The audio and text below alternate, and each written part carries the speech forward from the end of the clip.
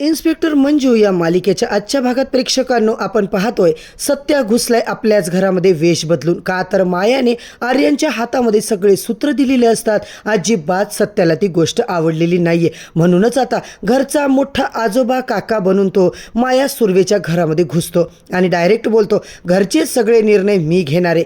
जोपर्यंत मी जिवंत आहे ना, घरामध्ये इथे डिसिजनमध्ये कुणीच काही बोलायचं नाहीये, असं तो आता बोलतो. आणि प्रेक्षकांनो, इकडे मात्र तुम्ही तुमच्या सुनेला घरातून हाकललंय. माझी सून मला आत्ताच्या आत्ता घरात हवी आहे, असं तो सर्वांना खडसावून बोलत असतो. हे सगळं ऐकल्याच्या नंतर मायाला मात्र 440 वोल्टचा झटकाच लागतो. मित्रांनो, सत्याच्या बाबांची सुद्धा अवस्था इकडे आता चांगलीच धांदरलेली असते. आर्यन हे सगळं ऐकून आता चांगलाच गोंधळून जातो आणि लगेच मंजूची गाडी येते आणि तिची बॅग घेत मंजू त्या घरामध्ये राहायला सुद्धा येणारे. मित्रांनो, जबरदस्त ट्विस्ट मालिकेमध्ये पाहायला मिळणारे. तर नेमकं आजचा भाग इतका काही इंटरेस्टिंग आहे, शेवटपर्यंत नक्की बघा.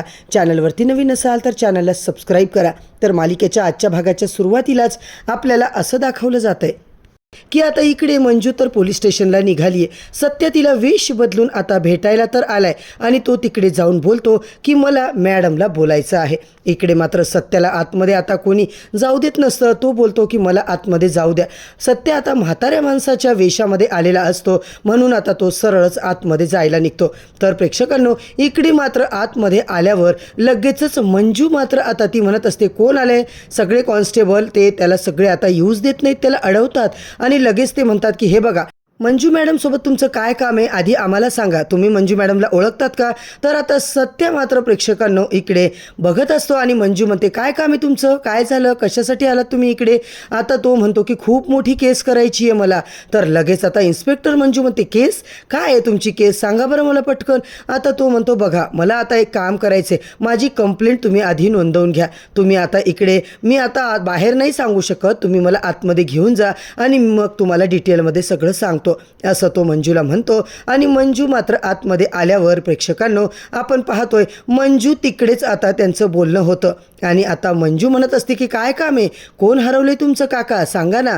तर आता मात्र इकडे सत्या म्हणतो, माझी रुपाली हरवली. रुपाली मला सोडून गेली. काय? कोण आहे ती रुपाली? नेमकं क्लिअर सांगाल का तुम्ही? तो माणूस म्हणतो, हे बघा, माझं मांजरीचं पिल्लू आहे ना, तिचं नाव रुपाली आहे आणि त्याच्याशिवाय मी जगूच शकत नाही. ते आता मला सोडून गेले. मंजू म्हणते, तुम्हाला काही कळतंय का? हे पोलीस स्टेशन आहे, इथे टाइमपास करायला तुम्ही आलात का? अशा फालतू कंप्लेंट आम्ही लिहून घेत नाहीये. त्यावर सत्य म्हणतो, काय हो, मुख्य जनावरांना बोलता येत नाही म्हणून त्यांचा जीव नाहीये का? माझा खूप जीव आहे तिच्यावर, तुम्हाला कंप्लेंट घ्यावीच लागते. आता मंजू इतकी काही चिडते. तेवढ्याच सत्या म्हणतो, वाघमारे मी आहे, ओळखलं नाही का तुम्ही? तर मंजू म्हणते, सत्या तू? अरे असा काय तू वेशामध्ये आलास? मला ओळखू सुद्धा आला नाहीयेस, काय विचित्र अवतार करून घेतलास? सत्या म्हणतो, हो मग कुणाला ओळखूच नाही आलं पाहिजे ना, म्हणूनच हे सगळं माझं चालू आहे. ती म्हणते, हो ठीक आहे, कुणाला कळलं नाही पाहिजे, असं म्हणत आता त्या दोघांचं डिस्कशन चालू असतं. मित्रांनो, इकडे मम्मी साहेब मात्र बसलेल्या असतात, खूप रडत असतात, त्यांना इतकं दुःख झालेलं असतं. तेवढ्यात तिकडे जयदीप आहे ना, तो आता जयदीप येतो. तो आल्याच्या नंतर म्हणतो, मम्मी अगं काय करतेस? किती चुकीचं वागतेस तू मम्मी, सगळं चुकीचं, असं करायला नको होतं तू. आता मम्मी म्हणते, अरे काय केलं मी, ते तरी सांग मला, काय घडलं?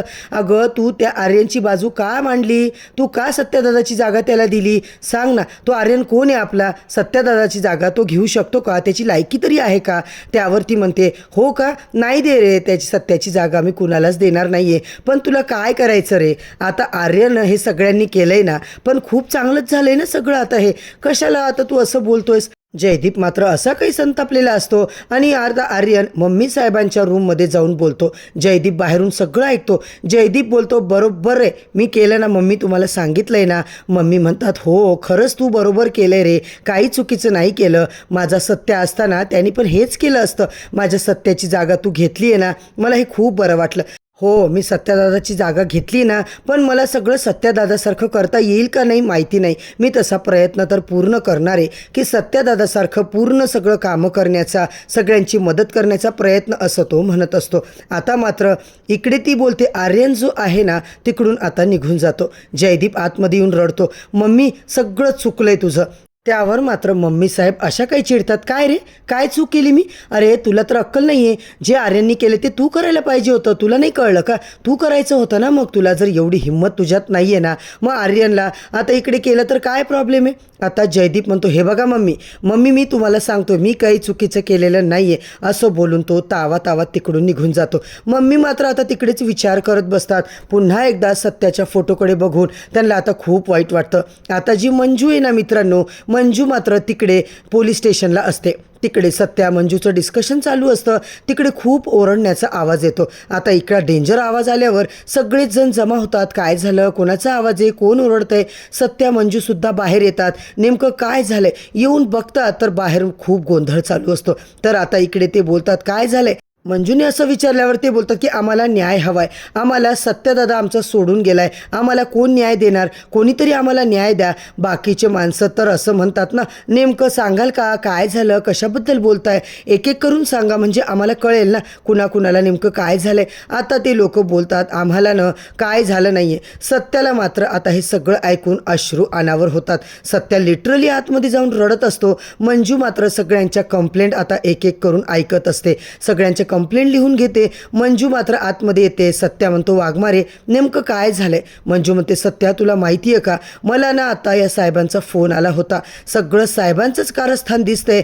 तो माणूस मात्र आता इकडे प्रायव्हेट नंबरवरून फोन करतोय, म्हणजे तात्यासाहेब, सगळं कारस्थान तात्यासाहेबांचं आहे. प्रायव्हेट नंबरवरून कॉल केला ना, नेमकं हे दोघं एकत्र आलेत की काय हे आपल्याला बघावं लागणार आहे. आता आर्यन आणि तात्यासाहेब जर एकत्र आले असतील तर मोठं अवघड होणार आहे. मंजू सत्याला म्हणते, मग सत्या मात्र म्हणतो, वाघमारे आपण सगळं लवकर शोधून काढूया की नेमकं हे एकत्र आहेत, या दोघांचं काही चाललंय का? सगळ्या लोकांना आपल्याला न्याय मिळवून द्यायचा आहे आणि पुन्हा एकदा मला माझ्या घरात सुद्धा जायचं आहे, असं म्हणून आता मंजूला तो सांगत असतो. तर मित्रांनो, आता आजचा भाग तर इथेच संपलाय. उद्याच्या भागात नेमका काय धमाका होणार आहे हे सगळं पाहण्यासाठी चॅनलवरती नवीन असाल तर सबस्क्राईब करा, व्हिडिओला लाईक करा.